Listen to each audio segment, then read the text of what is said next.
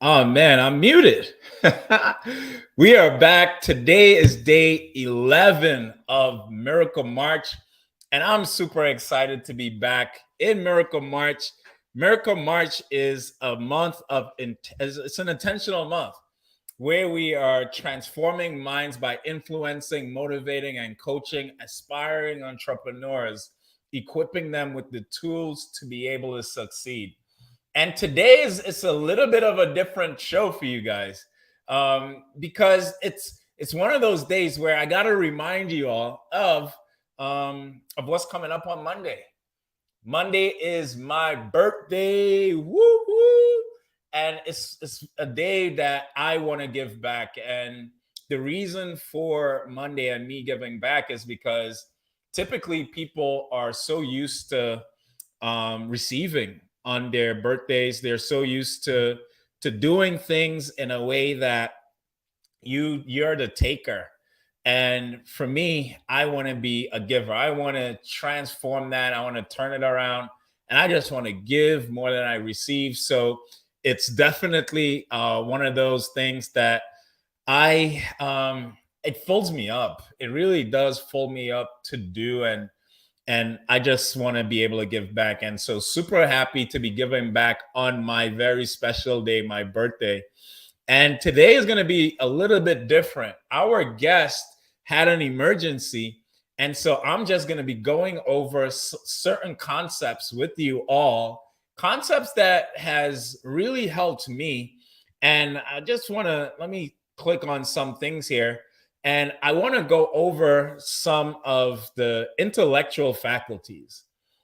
Intellectual faculties. And I have a buddy that would be jumping in with me really soon. But what are intellectual faculties? Intellectual faculties are like these faculties given to us that helps us to be able to go beyond our five senses.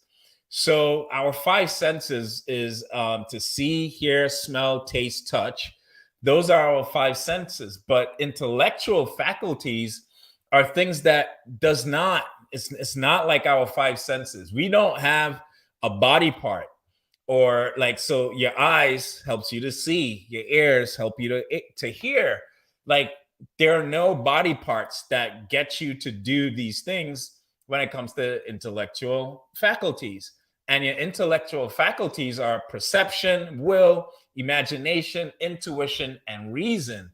And I want to talk about perception.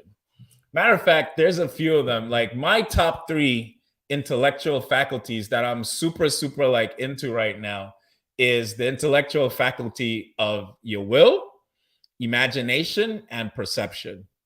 I think those faculties, man, like when you get to really thinking and understanding what those faculties are, it's just like such an amazing thing when you can. Because when you think about imagination, imagination is something that we all use every single day without you even really knowing or understanding that you're using it.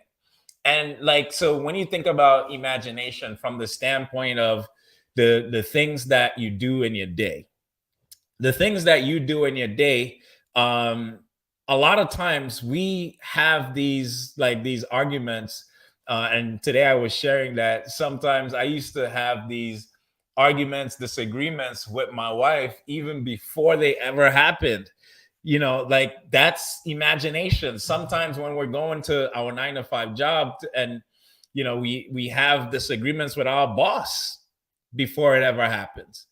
And it's one of those things where it happens so naturally. We created a habit of some of these thoughts and habits and things of using imagination without ever knowing what they are, how they are, and how you use them.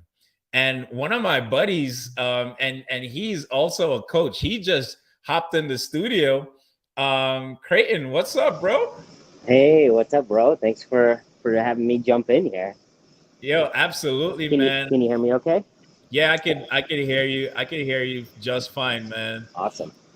And what I was touching on before you got in here were the intellectual faculties. These faculties that we use every day without really understanding that we use them. And most people are super aware of your five senses, which is to smell, see, hear, taste, touch.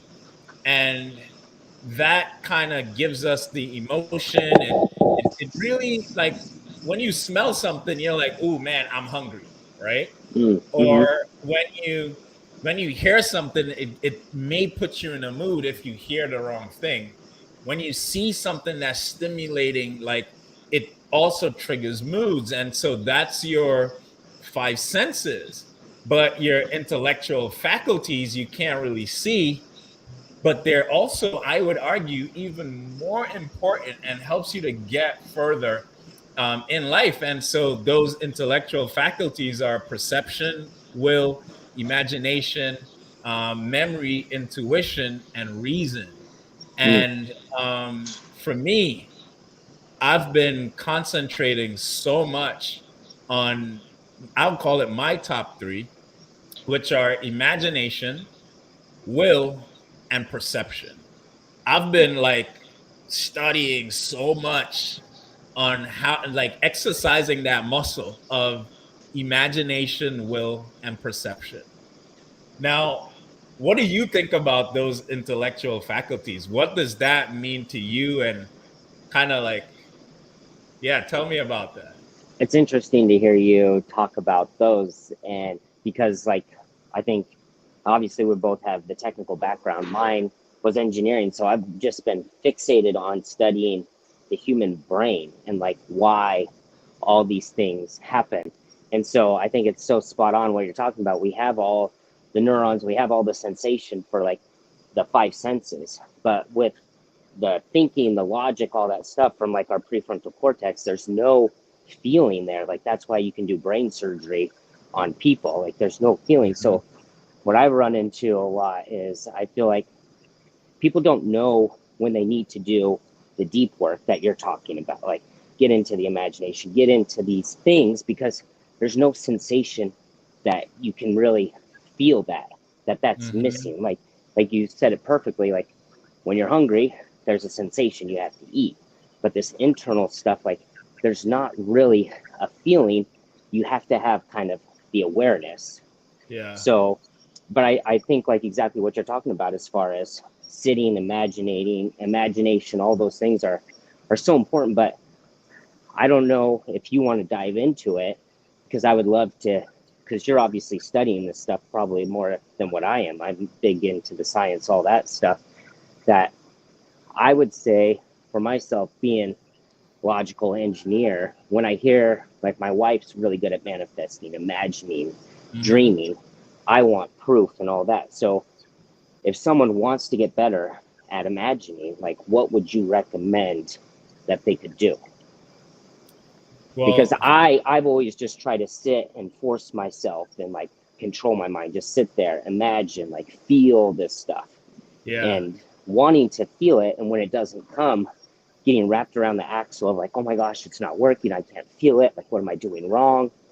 Like, that's not the intent. Yeah.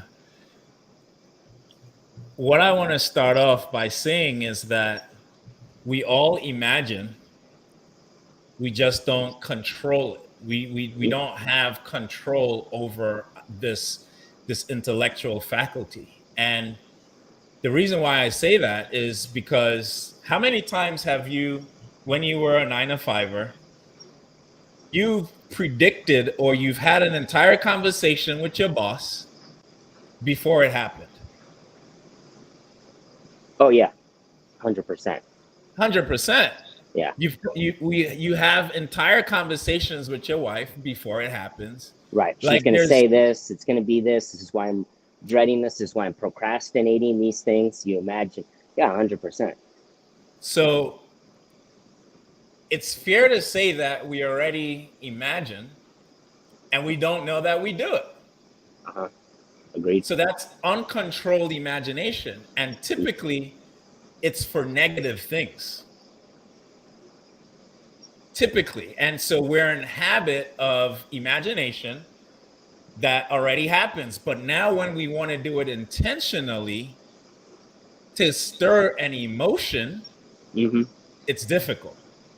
100%. Because we feel like these other things are from that survival of like, I'm imagining worst case scenario to try to quote unquote stay alive. But Hmm. to force yourself to imagine, like, yeah, that's way harder. It is. Now, let me take you to another place where we imagine and we don't know it. When we go and we're at the movie theaters, typically we see ourselves in the story, Mm, which is why we start having the emotions that they're able to control us, right? So you're scared and you're like, oh my God, you're terrified. Horror movies, all that type of stuff. Storytelling gets you emotionally involved because you see yourself in that character's journey. mm-hmm. And so you imagine that's controlled imagination. Somebody is guiding you there, right? 100%. Now, when I sit with myself, here's how I got much better at imagining. And there's two things in play here, because the first thing in play is having a controlled imagination, sustaining that for a period of time. Because Mm-hmm. your mind starts to wander, you're thinking about the kids, the food that you got to buy, you're hungry, you got to use the bathroom, your mind just goes in a ton of different places. So what I do is, especially when I need the emotion, because this is the big piece, right? Even when Right. you could see it, I want the emotion of feeling it. Mm-hmm. And so what I do is I try to remember an old emotion. Okay. Something like, so let's say, how did I feel when I got a big wholesale check? How did I feel when I got married? How did I feel when my son was born? How did I feel when these things happened? Mm-hmm. And I go back in memory because memory is a lot easier because imagination is going forward. You got to see in the future.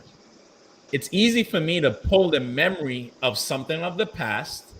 And once I get to that thing of the past, I swap out the exact emotion that I want with a new image. Okay. And I keep doing that until I'm able to now sustain the image and the emotion. That's how I practice getting better with visualizing and feeling an emotion. And now I could be in the future. Dude, tears come down my eye. Literally, I feel like an actor when I'm imagining. And I'm just like in that moment, my paw is always raised. And I'm just like, thank you. Thank you. And I can see it so clear, dude. So let me ask you this, because I just want to help people that are watching this. Let's say Yeah. that someone's watching this, and I agree. Like, I'll be driving my car, I'll be doing stuff sometimes, and like just start crying. But it wasn't always like that. So for someone that is watching this, that's going to see this, did you have that the first time that you practiced it? Oh no, Yeah. absolutely not. I did not have trained imaginary imagination. I didn't have a trained imagination. It was I had to train it like just like a dog, A where hundred percent. it's like sit, Yeah. don't move because Yeah. my mind wants to go everywhere when I sit with myself. That's when all the negative thoughts and everything just comes. It just comes when I try to sit with myself. Right. Because that's learned behavior as well. Like, that's a habit that Exactly. we've learned for, I mean, I'm 39. So, like, for 30 years of my life, like, that's learned behavior from evolution, or something bad's going to happen. Don't go there because we want to stay alive. But we don't realize these thoughts and memories that we're staying away from isn't the saber-toothed tiger that's trying to kill us. It's just these little ideas. So, someone that's starting, like, what would you say is the best thing they can do to start moving towards that? Like, what is it that you did? I have my own thoughts, so I'm curious what's yours. I did exactly what I just told you, right? I remembered something of the past and I swapped it out, but I sat there. I did it. This is like I practiced it. And I didn't. how long were your practice? I mean, I love technical stuff because I want to Yeah, get yeah. like people, actual like recipe. Pull this out, 1 cup of this, 2 cups of this. Wait for this. So, what is it that you did the first time that you started this? Because I'm sure the first time it probably wasn't working, and you're just trying. It's like forcing it instead of Yep. being it. Yep. Yeah, I forced it, and I would say I did two 2-minute sessions.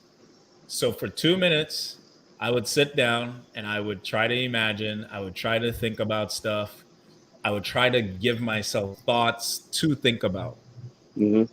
So maybe that's first. Someone can write out what are the thoughts that you want to think about. Maybe Exactly. either the future things that you want to create. Maybe get a list of those, and then get another list of previous memories that bring you joy, happiness, excitement, Exactly. And and and then I would, sit down for 2 minutes. Go ahead. yeah. Or I, and based on the example I just said, just like going to the movies, listen to a guided meditation. Mm, The movies, they guide you to where they want your emotions to be. right. So if you listen to a guided meditation, they're going to guide you and take your emotions where it needs to be. Hmm. So sit down, and everyone have a different taste as to what they like. So find a meditation that works for you and kind of do that to Yeah. start. I don't think you need to do what I did, because I may have done it the hard way, but I seen it as the necessary way for me, um, because I'm more hardcore. I like to do things like I'm gonna struggle my way through it, right? But it Yeah. doesn't mean that it's smart. But it And works, then and there's other people out there that are going to relate to that. I mean, and that's why it's nice yeah, to have. Oh, this is what you did. My suggestion would be, because I've done a lot of the like your method, like this willpower, just like bruh bruh bruh, finally break through, yeah, which works really good in certain things. But then I've been trying to get more in like my feminine energy of just like doing stuff from like love, compassion, not like forcing it. yeah. But so my recommendation, if someone wants to go that method, would be to just start practicing meditating. Like just practice 5 minutes, or even I love the 2 minute, like just 2 minutes twice a day of just sitting nothingness. Because Hmm. I feel like for all this mindset stuff, the real goal is to get control of your body and your mind. Like, and I love what you said, Keston. I follow Joe Dispenza. I don't know if you know him, Yeah, yeah, but yeah. I love his analogy of like treating your body and your mind like a dog. Like you have to retrain this thing to sit, because Mhm. when I started to try to meditate, like my mind would be all over the place. Like, oh, I got to do this and got to do that. And I'd be like, no, come back here, sit, shut up, sit down, and just be here for 5 minutes. You can do this. And by starting to like kind of, what is it that they do to the horses that are wild, like the stallions, like Yeah. they have to break the stallion. It's essentially the same thing. Like after sitting so many times and trying to meditate, eventually I stopped resisting it. And then from there, now I could start funneling towards, okay, now that you can just sit here and be here, now start imagining, now start thinking about these things. You know, what I also do to, because now we're getting into willpower, right? Which is Mm-hmm. the it's another it's another one of those things. So I use my will in the gym a lot. Mm-hmm. When I go to the gym, I try to hold a thought for a long period of time while I'm working out.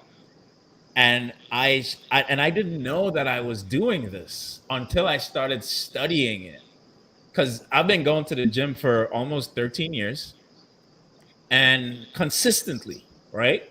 Mm-hmm. But it's when people would ask me, "What are you going to the gym for?" I would say, "My mind." Right. Yeah. That's my answer. When they'll be like, "Dude, what routine do you do?" I'm like, "I don't know until I get there. I'm going for Mm-hmm. my mind."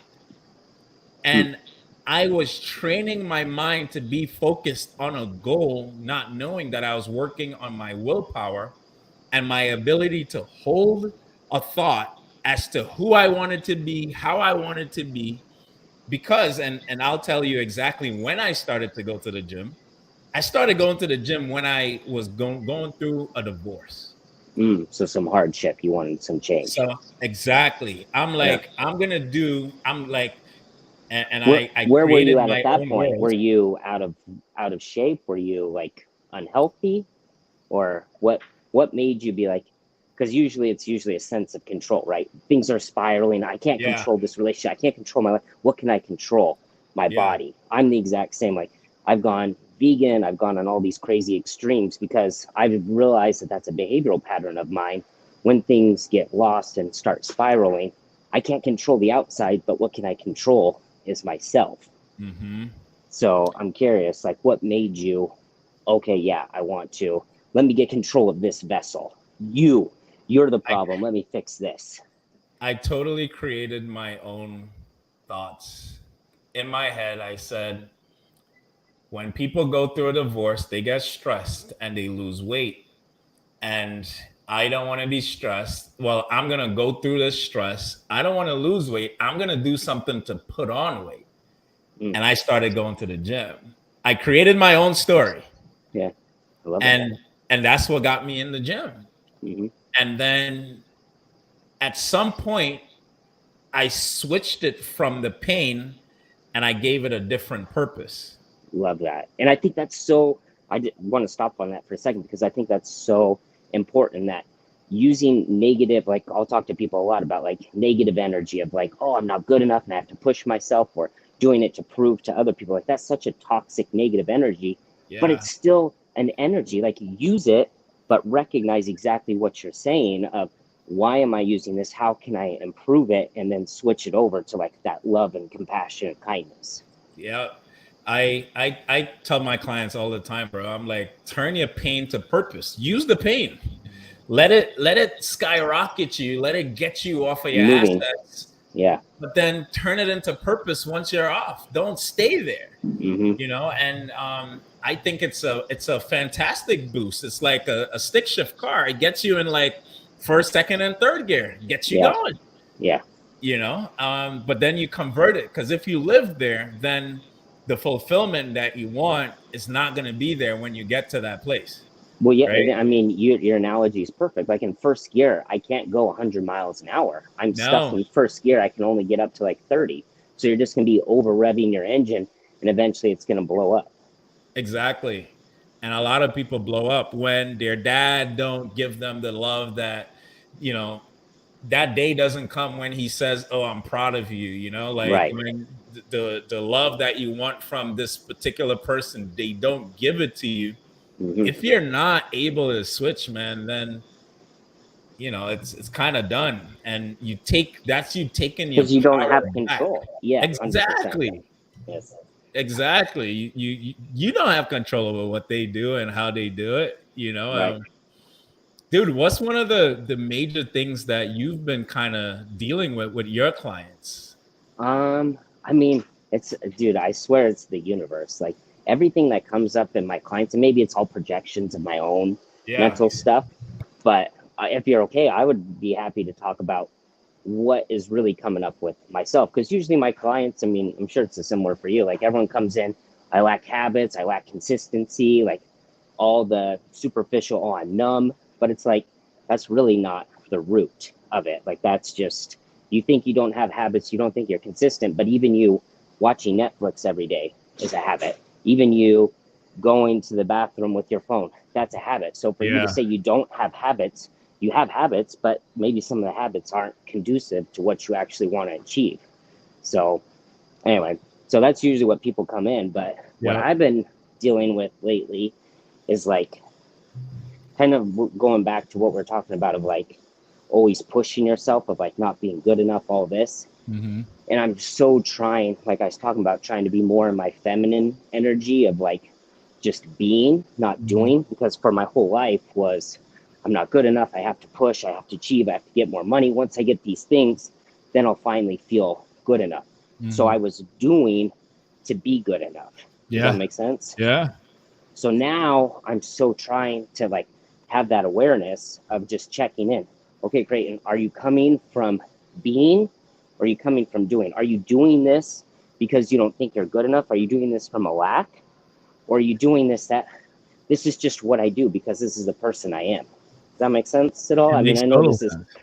pretty It pretty makes up there. it makes total sense, and it's funny because I literally just had I got off of a group call of my one of my Saturday group sessions, and Mm-hmm. we were talking about this exact topic. Wow, it's weird. And so the thing with doing and being, how I look at it, and again, we go back from that imagination state.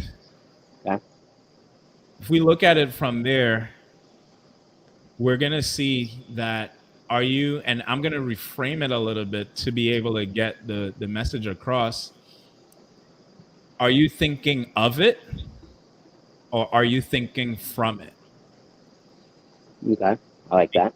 Because when you're thinking of something, you're not in abundance, you're not Mm-hmm. in being. But when you're thinking from it, you're thinking from a place of abundance, which Mm-hmm. you are in a place of being. Because if you already, like, everything is already created. It's a matter of us being it. We have to be in abundance. We can't go get abundance. It already exists. It's already all around us, Amen. right? And so Yeah. it's when we say now, and going back to how you framed it, where it's are you trying to tell me the words that you used again? I mean, usually when I talk, it's all just flowing, so I don't really remember what I was saying to me.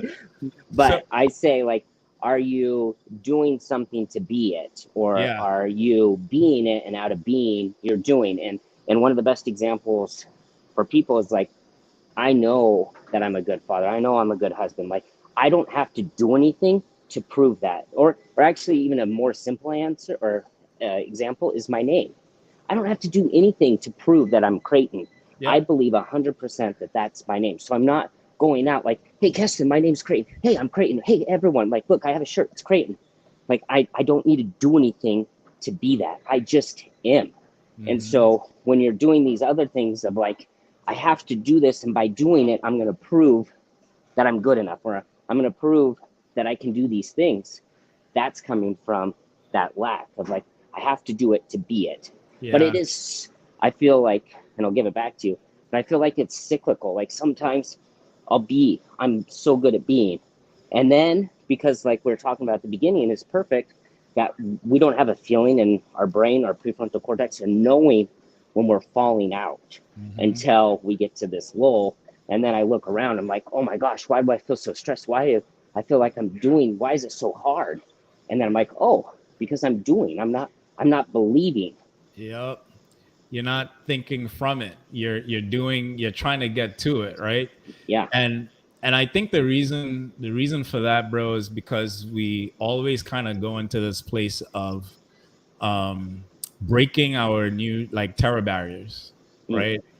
And you get to being of something, but then we're trying to get to another level, right? Both of us have coaching programs, and where we were experts in one thing, real estate, and we got really good at that. We've bought a ton of properties and all that type of stuff. But here's this business that we feel fulfilled when we help others, but it's a business that we still there's knowledge that we don't have, there's habits that we don't have yet. And so even as we may be it, even as we thinking from it, our body has Mm. to go through that now living in it, Mm-hmm. and so it's like, you're gonna finish a marathon, but you still got to condition your body to do it, Yes. right? And 100%. so right now, I think that's that terror barrier of getting to that being place is necessary, and we have to go through it, like to condition our bodies to being. And so although we could live from it, getting your body to believe it and do it, and your mind to stop thinking and trying to pull you back into believing something else. This is why keeping your imagination and having a will of holding it before you while your body catches up is so important. I just still can't believe. I mean, for anyone that doesn't know, like Keston just called me. He's like, "Hey, jump in this," and like I just can't believe that the conversation we've had, how it actually ended up going full circle. Like Exactly. that's crazy that you started out with imagination. I was just bringing some of the stuff I was dealing with, not like, oh, this is relatable back to imagination, but that's just perfect. Like the more you can sit and do the imagination, sit in it, that's going to remind you of the being and being able to do stuff from that energy source. You So hold it. You just like holding that imagination is, I think, the most powerful thing that anyone could actually do. And Creighton, even when you pray, you are seeing something that you're believing for in the mm-hmm, future. That's imagining. It's like mm-hmm, when you say, when people say I'm going to rest in God or whatever, and you see yourself and how God sees you, that's a picture in your mind. If you don't have a picture of how he sees you, that picture is you in the future. That's imagining. mm-hmm. Like, and so when I'm like digging into this thing, I'm like, holy crap, I got to learn how to imagine. It's almost one of the most important things I, to do. I would agree. I think number one is controlling your body, like getting it to sit so you can imagine. And then after that is totally just now can you actually do the work? Like I always say, like awareness is like getting to the start of the marathon line, like Oh, just yeah. getting there. That's the awareness, noticing, yeah, I want to run this race. But then the gun goes off. Now you have to do the work of Yeah. actually Oh, running the man. mother. And And that's that's where all this comes. exactly. And that's why even needing someone like you or myself is so important, because on this race, you're going to want to quit. Oh, You're gonna drop off the race, and if you don't believe anything we're saying, think about the last time you said you were gonna go to the gym, or you had a new goal at the beginning of the year, and how far did you get, right? But when and you have that coach, you have that person in your corner that's able to motivate you, that's able to push you, that's able to believe in you, that's able to be a blind spot keeper. That's what you need. so And let me ask you this, Kes. yeah, Do you have a coach then? absolutely. There you go. Uh, Absolutely. I actually had a call this, I think it was Wednesday, with I called up my therapist because I wanted to talk about some procrastination and all that. And then I got pretty open on some wounds. And then on Friday, just yesterday, I had a call with my coach to kind of put the stuff back in the box, kind of make sense of it all. But it's so true. Like you, that's how our brains are wired. We're supposed to do the most easiest thing. Like we want to have the least amount of friction. So we get so used to the things that are happening that we can't think outside the box. Like even Exactly. Kess and I, like we read, we study, we know this stuff. Like even talking with my therapist and coach, like, well, Creighton, what about this and that? And I'm like, I know, right? And they're like, yeah, I know that you know, but why aren't you doing anything about it? And you're like, yeah, okay. So you need that outside perspective because otherwise, same action, same results every single day. And man, what you're referring to is so good. And before I even go on to that, by the way, I got a coach for a lot of different things in my life at this point. I got a coach for my nutrition. I got a coach for my business. We got coaches for finances. We like I'm not an expert in these things. I need people to hold me accountable who are experts in these and things. and it allows you to focus on the thing that you want to be an expert in. Exactly. Like I don't want to be. I mean, I remember being younger and being obsessed with fitness and nutrition and stuff. But now I don't study any of that. It's all like neuroscience and human behavior stuff because that's all Yeah. I care about. And you mentioned knowing, but still going back to doing the old thing, and that has a lot to do with paradigms, right? Like a group of habits and behaviors passed down from one generation to the next, and it's so embedded in us. that these habits, you do not know. Like, think about how many times you drive and you're like, oh, let me press the accelerator. Now let me press the gas. It's, you don't think about it. You just do it, Mm-hmm. right? They say that 90% of the things that we do is straight from habit, Mm-hmm. right? Like straight habit. You don't think about it, you just do it. Right. You're so checked out. We're You're so so checked out of our checked out. lives. Think about how many things that you do that has been passed down from the previous generation, from your parents, from your culture, from your neighborhood, from the schools, that you have no idea you do it because you've seen it there. Mm-hmm. You don't know any better either, and I think that's an important thing for the people that are really good at like beating the crap out of themselves and saying you're not good enough and all this. You notice these things and you think that there's something wrong with you, but there's not. Like, it's no different than my wife's Brazilian, speaks Portuguese. She can't be mad at me for not speaking Portuguese. Yeah. I went to engineering school. I know how to do free body diagrams. I can't be mad at her for not knowing how to do free body diagrams. So the people that you're stuck in these loops, like, don't be mad at yourself. Like, you just don't know any different. It's just like Yeah. you haven't been taught this language. Sorry, keep going. No, no, that's great examples. And now that you're aware, you either have these Well, choices. yeah, which is the crappy part. It's almost better to stay in the matrix where you're just like, well, at least I don't know. I'm in control because Exactly. now you know. That's the piece, because now that people, that this is an awareness thing, you got a choice. You either Right? take the blue pill, or the other one, right? Like, or Are the you going red to pill. run the marathon or are you going to go back home? Exactly. And most people say, I'm not going to run the marathon. Yeah. I'm not going to run the marathon. It's too much. This is too much. And they check out. And, it's, then you live like how everyone else lives that's around you. You live under programming that you already had. And I can't say that's sad if that's the life that you choose. But what I know is that most people's desire is to not live the life that they currently have. Mm-hmm. It's to live one of more fulfillment, more desires, and the only way to get to that ideal life is to overcoming. Well, first of all, you got to learn something new. Mm-hmm. More than likely, if you knew the things that you need to know, you wouldn't be living the life that you want to change if you already knew all that information. So you got to learn something new, which means you got to go through the learning curve. Mm-hmm. And And be when you go uncomfortable. Exactly. When you go through the learning curve, there's a bunch of things that you do not know. Just like the things that you know now, you went through a learning curve.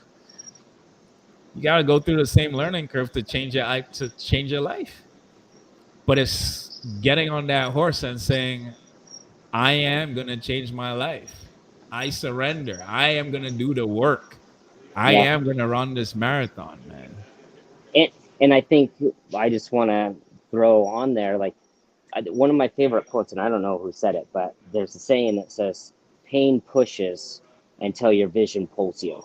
Mm. And I think that's so amazing because I've tried. I mean, I don't know. I know Kess is like superhuman here, but for I wish. us mere mortals out there that maybe don't have the willpower, because I think it's so important. A lot of people will see yours or my social media and be like, oh my gosh, it's so easy for those guys. They just push and it's just so effortless. Mm-hmm. But I can attest for myself personally, like, it's not always that way. Like, I mean, I'm here doing walking, doing cardio. I've been at the gym 5 days, but I didn't want to be here. Like, I go for a run every day. I don't want to go for a run. So notice that when you start doing these practices, you're going to start and most likely you're going to fall. And maybe when you fall, it takes you 2 months or 3 months to get back on the horse and start to do it again.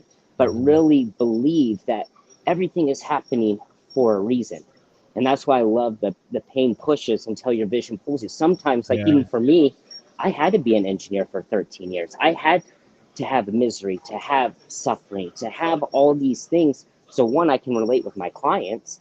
And two, because if I didn't have suffering and didn't wasn't terrible, then I never would Yeah. have wanted to change. So I really believe that even the suck is happening for a reason. It's the pain. It's pushing you, saying, change your life, do something until you finally get clarity on, you know what? Guess I don't want to be an engineer anymore. I want Yeah. a bigger purpose. I want something more. Man, that's so powerful, bro, because it's you got to realize that you're pushing yourself to have a new habit. And when pain pushes you to do things and you finally get that new habit, like, dude, I wish I was superhuman. I'm so not superhuman. I'm a human that understands what needs to happen to get the results that I want. Mhm. And so whenever, like I was sharing again with my clients this morning, that there's I had this thought. I don't know if you know, but I had a I'm having a my birthday party, right? My Oh, I birthday saw that. celebration is Yeah, coming up on it's on Monday, and dude, I have people on there like the net worth of people on there is like hundreds of millions I of dollars saw. on there, right? And so I'm like, holy crap. And this morning I had a dream. I woke up and I didn't show up to my own birthday party, dude. In your And dream. in my dream. Okay. And I'm like, what the heck is going on here? But then it took me back to when I was a kid. When I was a Okay. kid, I used to run track, but I only ran track um, to qualify for the finals Okay. because I did it for the wrong reasons. I did it for women, right? Girls Mm. like guys who are fast in track. But I never wanted to lose, so I never ran a finals, Oh. bro. But you There ran the other races, which there was a possibility of you losing, no? Or they were just qualifying, like there really there were wasn't. qualifiers, and I get to the finals, and they would call my name, Keston Glasgow. Please report to the starting blocks for the finals, and I will never run the finals. Wow. And so when I start doing things, even when I run, I go run like my 3 miles on a Sunday and all this type of stuff. My mind tries to tell me, dude, why are you even doing this? You Yeah. like remember when you were a kid? You're not an athlete. Like nobody's gonna see you anyway. It just stop doing it right now. Mm. And so this morning when I didn't show up, I was like, oh no. I'm like, what you're not gonna do is plant these seeds. And so I have what I call mine insurance. My Ooh. morning routine is like Okay. my mine insurance. So I get up Mm-hmm. and I know how to put myself in a vibrancy to reset myself. And so I get up and I do my worship stuff, and again, my worship is designed to tap into my higher power. Mm-hmm. And so when I tap into my higher power and I do my visualization, I'm reconnecting with my future. Mm-hmm. So I'm seeing my future, and then after I visualize, I typically study. When I study, I this keeps me motivated because I learn. When I learn new things, it inspires me. I'm like, I'm fired up. And so I studied. Then after studying, I recommit to my goals. I write them down. I see what I want my day to be like, and I visualize on that again. I come here and I stand up and I look at all these things on my vision boards, and I recommit. This is acting notes impossible to fail. These are commitments to myself and all that. I got more on that side, and I recommit to my future. How long do you spend doing this on a daily in the morning? How long's Every your morning day, routine? every day this takes me 4 to 5, 5 to 6, 6 to 7. I go in the gym. Wait, so you're up at 4, so you're saying for 3 hours you're just pouring, and that's my number. I found Dude, that's my sweet spot is literally people don't know that, like I think especially when we're giving and like we need to spend a lot of time for ourselves. But I found the same thing, that I have to pour into myself about 3 hours every single day. Dude, I have to. Otherwise, I feel so empty. Oh, of course. I feel so empty, bro. And kind of going back to what I was sharing, by the time I was finished with the gym, I'm back. Guess is Oh, back. Like those thoughts and dude, it's like do you do yours this. all in the morning? Because what I found is a really killer one for me is mine's after my run. So, because I hate, I don't want to use the word hate because I don't like the word hate. I don't like going for a run, but I love the feeling afterwards. So after I get done with a run, I'm like, dude, I can do anything. And then I actually do my gym halfway through the day, because after talking to clients, those Mm, sometimes take some energy. And so yeah, I found that's my pick me up at 1 o'clock in the afternoon. I'll go to the gym, get another hit of dopamine, endorphins, and then I can finish out my day. I But it's I still hit 3 hours. I hit those things all in the morning, back to back to back. That gets me set, and I have a midday meditation that I Mm, replenish there you go. and do. Isn't it crazy? I mean, I just think it's so crazy. Like, we've studied different things. We don't talk about our routines, but like, we're not creating anything new. Like, even Cass and I are doing our own research, and we've come to similar conclusions. Like, spend 3 hours on yourself. Make sure you break it up in the day so you're repouring back into your cup. Yeah, Like we're not figuring anything out. Like, this is just really what human existence is supposed to be. 100%. Here we have Ricky said he's like I'm loving this, guys. I have a feeling that, um, and he also says he has like his habits are hard to break. He feels like we're talking right to him, right? Awesome. And then we have What Janine. what habit is he trying to break? Ricky, What would what what habit do would you think you're trying to break right now? Put it in the chat. Let us know what habit you're let's trying to break. let's snap it. And Janine says that the curve is so steep sometimes, but you got to do it. And Janine is one of my clients, and so I understand where she's coming from. And What curve is she referring to? well, there's several curves, right? I The know. learning That's why I'm curve curious. that I mentioned earlier in terms of learning something new, and depending Mm-hmm. on where you are, the curve you may be a little bit further on the curve. And here's the unfortunate thing from like all of this, because I wish it was as one tracked as many people would like it to be, I, where I I disagree, but keep going. it's like you learn the skill and the skill's supposed to get me there. Mm, No, you got to learn the skill and you got to master yourself at the same time, because without mastering yourself you can't apply the skill, because sometimes the skill requires you to show up for yourself in a certain way, because if you don't clean up your current location where you are, I like using the GPS. mm, If you don't deal with your current location, sometimes you will never get to your destination ever. right. You can put it For in sure. all you want. If your GPS does not understand where you are, it does not function. Go ahead and talk about what the part that you disagreed with, and let's have a conversation on that. Hey, I don't want no trouble here. No, no, No, let's do it. Let's do it.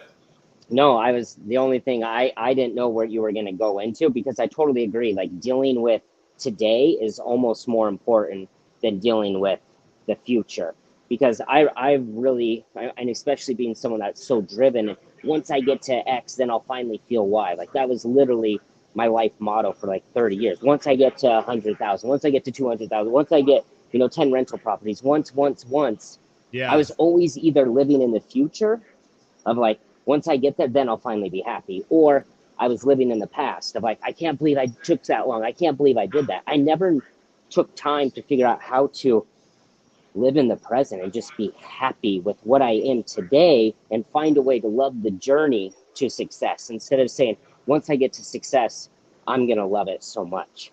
So I think that what you're saying is like you have to definitely deal with what's going on today and find a way to be happy today on the way to the journey, because otherwise you're just going to be chasing all these journeys.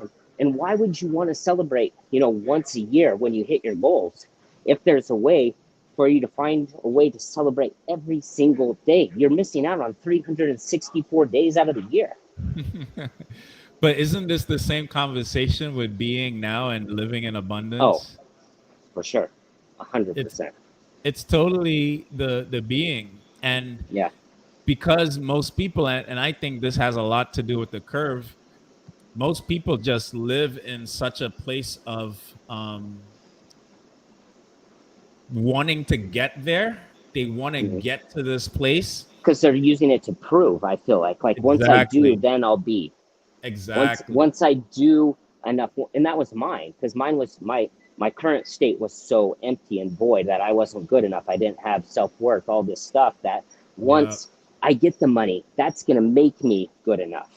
But it's like, Hmm. no, I need to be good enough, and out of being good enough, I just do the things that I need to do. But the other thing I wanted to say was, I hear a lot of people always complaining, like, I wish this was easier, like the stuff that we're doing. Like, oh, I want mindset. I want all these things. Like, why isn't this taught? Why isn't it easy? And my response to that is, if it's easy, you wouldn't care. And the example I always love to use is like breathing. Like, without breath, there's literally death.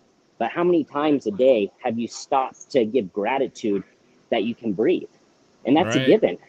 And we don't Yep. care about that. So if Yep. you don't earn something, it's useless. Like, I think it is, 100%. I think we take 60,000 breaths a day. So we have 60,000 miracles. We have 60,000 opportunities to be grateful every day. And Yeah. how many times a day is a person able to stop and be like, wow, I'm so glad that I can breathe and I get to be here for another second because I can breathe. 1,000%, bro. And the example I give is when you use a rental car. You do not care for a damn rental car. You treat it like crap. You drive Mm, in every hole, but when it's your car, you're like, man, you didn't see the hole. right, yeah. But a You're trying rental to jump car, it. exactly. You do whatever. It Mhm. doesn't matter, and it's because, and it's not even that it's free. It's just like you do not respect things that's free. That's the 100%. reason why we don't respect understanding our minds, understanding these faculties, because it's like it was given to me free. It must mean it's not worth a lot. Yeah. But here's what I believe. The things that's free is more valuable than the things you pay for. Like this. Like, this is free right now. Like, that's Man, nuts. dude, the things that's free, life, would you give up a Gucci bag, Louis Vuitton bag, a car, let's say it's a Bentley for life? The thing that was given free or the thing that you paid for, which would you trade in if And you and had a to? lot of people would choose the material thing, and that's where I feel like you haven't done the internal work, because you don't have value on yourself. You only have value on these other things. But You people think pay that attention without the when they car, pay, all these, bro. what's that? I said, but unfortunately, people pay attention when they pay, and that's Oh yeah. unfortunate. But It's again, so unfortunate. it, yeah. But I did the same thing. I I do had to too. pay for my mentorships. I paid to go to meditation retreats. Like, I paid to learn, because like, I remember talking to people all the time, and they'd be like, "Oh, that's good advice," but I never did anything with it. But Hmm. when I started to pay, then I was like, I got to do something with this. It's true, man. It's so true, and I'm trying to reverse that for myself, which is why I'm studying these intellectual faculties and really trying to pay attention to this free gift that we all have. This free gift that we could all use, like I think if we were charged to use it, then it would be like, man, I gotta figure out how to use this imagination thing or this perception thing, right? Like, nope, $100 every time you got to use it, $100, right? And then we would all be millionaires because we'd be able to use it effectively. Hmm. And it's something that I really really live in. I beat this to a pulp in my group coaching sessions, to a pulp. It's the thing that I have everyone focus on because I think it's the most important thing. When you could see yourself and have that gratitude and the emotions that go with these things, man. Oh man, That's like like you're cheating yes, yes. Let's see when what you Ricky can just said. cry of gratitude is like the greatest feeling in the world. So we'll talk about this and then get some final words on this. Ricky says, "I see myself going through a slump. Old man, old man system at an early age, not doing something and something I do not something do not good. I see things I want, but don't do the hard things to put it together. I guess if that makes sense. So he's wanting to do things. He sees the things that he wants, but he's not willing to put in the work to get there. Pain pushes Essentially, until your vision pulls you. Like and even back to Keston's, like he had to go through the divorce, go through these things to be like, okay, now I'm going to start taking care of my. Now I'm going to start going to the gym. I mean, I think that's part of it, but then the other one is obviously you can start mapping out what your actual behavioral pattern is and start to do it. But go ahead, Chris. I mean, here's the thing, brother. We're controlled by paradigms. Everything goes back to paradigms. And even when you have a thought intellectually and say, this is where I want to go. So you go to a conference, you're motivated, you feel great. But these things called paradigms, which are a group of habits and behaviors passed down from one generation to the next, you got to know that you are not in control of your behaviors. Mm-hmm. Your behaviors was passed down from the previous generation, from your parents, from your culture. All of these things are a hardcore fact, right? And I don't want to go too deep as to how they were passed down, but if we could accept that the habits and the things that you are today, you didn't choose them. Let's go deeper. Let's go deeper.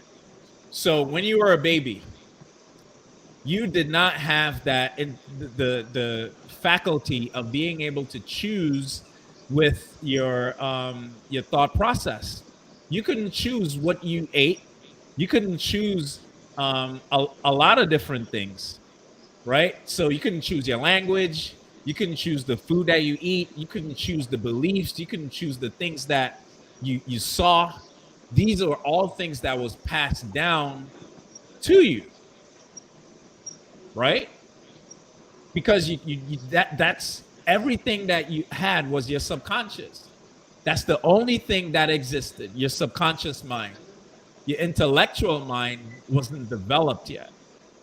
Now, that's the reason why when you go from if a kid was born in Japan, but they grew up in New York, they would have the culture of being a New Yorker, simply because their subconscious was being developed. It was being developed by the habits of things of New York, not Mm-hmm. Japan. Your DNA does not control that. Habits and behaviors control that, right? So when you have a foster kid that, let's say, was born in Japan but they migrated to New York, they are strictly straight New York, like from New York with the habits and everything, although their DNA is from Japan. Cool. That's how you have these habits right now because it was passed down to you. Now, here's what I believe. And well, before I even go there, these habits that you now have create your image. it creates your self-image. Your self-image is developed from who you see yourself to be and the habits that you have. Now, this is why it's so hard for you to change, because for you to change, you keep going back to these habits and behaviors that was instilled in you when you were a kid. This is now what controls you. Here's the piece that I find solace and grace in. Now that I know that those habits and behaviors, I didn't choose them myself, now I get to create a vision of who I want to be and say, this is what I'm going to replace what was embedded in me, and I'm going to swap it out with this new habits and behaviors. To me, that filled me up once I understood what I just explained. Because now I get to choose who I want to be. Now that's a process of choosing, because now it's like rewriting an operating system. Mm-hmm. Only thing is, it's habits. You got to swap out habits, one habit with the next, which is not super easy, right? But when you understand the process, when you know where you're going, it at least gives you a little bit of motivation to do it. And so, Ricky, going back, very, very long explanation to get back to as to why it's so hard. It's so hard because you're programmed by habits and behaviors that you had no idea. And this is where they talk about generational curses and all these different things. They're just habits that was passed down to you, bro. But if it is that you could hold that image of who you want to be and pair the habits of that image with who you want to be, and this is like the going back full circle: imagination, habits, living from, right? You're not going to it, you're living from it, which is the entire sense of you are abundant now. This is living from. When you can do those things and you put it all together, then you have a changed life. Then you have a transformed life. But now you need someone to help keep you there, to continue to push you there. And so that's why coaches exist. Because now we're able to push you to the ideal life that you want to be. That's the reason why we have coaches for ourselves. Because that pushes us to get to the ideal life that we want to be. Ricky said, my mother told me that the men in our family are cursed. the men, the men on our Even the men in our family wants to be successful in life, and I'm seeing it through me to want to do real estate with no success yet, trying to break that now. can I say something like, and this is exactly what Kess is talking about, like, and this is such a great question, Ricky, that you're trying to do to believe. You're trying to get the proof, and then that's going to say, you know what, the curse doesn't exist. But what Kess is saying, you really need to sit and just work with imagination of believing that that's just a silly story. Like, do you believe in Sasquatch? Do you believe in all these other things? Like, it doesn't matter even what's going on. Like, you need to believe it. You need to sit for 2 minutes, like Kess said, do what Kess said, 2 minutes twice a day, and just sit and start imagining that that's not real. I am abundant. I am capable. I am, rather than putting energy into this silly curse. And then the other thing you were talking about with habits, like whenever you want to create a new habit and you can't do the imagination and you're not there or whatever, you can't willpower it, start writing it out. Like I find mapping stuff out. I'm a pretty big visual person, but Mm-hmm. write out like what's your trigger, what's your behavior, and what's the results. So the trigger is like, hey, I'm going to make a call. I feel scared. Then the behavior is I go on Instagram to feel good. And the result is I don't call anyone. So start mapping these things out and you'll start becoming aware of what you're trying to do to avoid the new habit you're trying to come up with. And then on your results side, do instantaneous, like what's the result today versus what's the result in like 10 years from now. And start trying to map out, okay, next time when I want to go on Instagram, instead of making the call, what am I going to tell myself to do instead? And have a get out of jail or a backup parachute plan already set up so that when this thing comes up, you know what you're going to do. You know, Creighton, I actually think like all of what you're saying, I totally agree with. This is why I say it's always multi-layered, because you need to do all those things. Everything that Creighton just said, you need to do it. Here's the other piece that I think is a layer too. If he does not put himself on the vibrancy of someone or the habit that he wants, he'll never be successful. It makes it that much harder. It does. You're fighting against his strength. It's the mental strength necessary to be able to do it living in the same environment is astronomically crazy. Mm-hmm. So hard. That's like trying to run a marathon in the desert without water. Like you're just stacking it so hard against yourself. Oh man.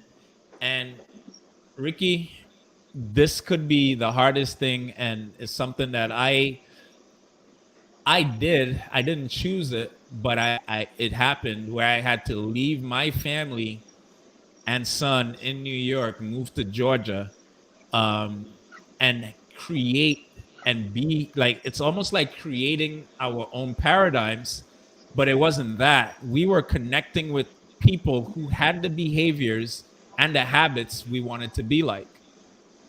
And so being in Atlanta forced me to be around successful people, because I had no family in Atlanta. We had my wife's family, but that got me to be around people who had the habits that I wanted to be like. So I was hanging around a bunch of millionaires and stuff. Guess what? It created new habits in me and got me to the place that we wanted to be.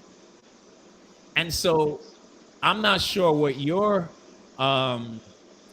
situation is, because having a great idea, having a great thought, having great vision without pairing it with the habits or being in the environment, man. Believing it. And even like back to the being. Yeah, like if you can have a vision, but if you believed it to be true, like you would do it. Like there's so many other things, so many people in life, when they believe it, you do it. But when you don't believe it, that's why you don't do it. Like if I don't have a parachute on, I'm not going to jump out of the airplane. But if I have the parachute and I really believe, I have faith that this parachute's going to work, now I'm ready to jump. But you don't believe it, brother. Like you can have so many visions, but until you believe it, you're not going to jump. Multi-layered, bro. Here's where I agree 1,000%. That's one way. Do you believe that somebody who does not even believe it, but they're just around people and picked up the habit, that they could be successful? Oh, that for sure. Like that's exactly. That's the alternative for sure. This is why I'm like, it's multi-layered, because when you have the belief, yes, you could power through and really get good and work at this. But if you pair it, or if you even did be around people and you got the habits that you need, dude, that itself is going to help you to be so successful. And it's this is why you're the sum total of the 5 people you're around. Birds of a feather flock together. Like those sayings, this is where it comes from. Because you gotta be in the habit and the vibrancy of the people you want to be like. And so, yo, Ricky, thank you for sharing and allowing us to speak through you to a bunch of people who are listening right now, man. This was amazing. Creighton, bro, thank you for joining me. Any final words, bro? You want to tell people where they could follow you or anything like that, brother? I mean, you can follow me, go find me on Instagram at Creighton Bertrand, or go to my website, CreightonBertrand.com. But my only words that, like, find a way to love the journey of success. Like, find a way to appreciate the breaths that you get to a day. Do what Kes is saying. Take 2 minutes twice a day to just have gratitude and start visioning what you want your future to be. Because life is too freaking amazing, too freaking abundant for you not to love every single day. And like, I even have to remind myself, that I need to love the rainy days as much as the sunny days. And that's a practice of understanding why the rain is necessary, all this other things. But just check into your life. Life doesn't suck as bad as you think it does. Because I remember being there, being, woe is me, everything's terrible. But just keep going. Find gratitude. Reach out to Kes. I'm so happy to be here. The couple days before your birthday, bro. I'll be in the event. I can't wait. It's going to be amazing. Appreciate it, man. Thank you. Thanks so much, Creighton. Guys, this is day 11. What an amazing session, and spur of the moment session as well, but it turned out to be fantastic. And like Creighton said, I hope to see you all at my birthday celebration. If you're not registered, go to kesonpurpose.com. Go register. Guys, we're going to have people there to teach you about your personal and business credit. We're going to teach you how to invest in multifamily, in planes, and just a bunch of different assets.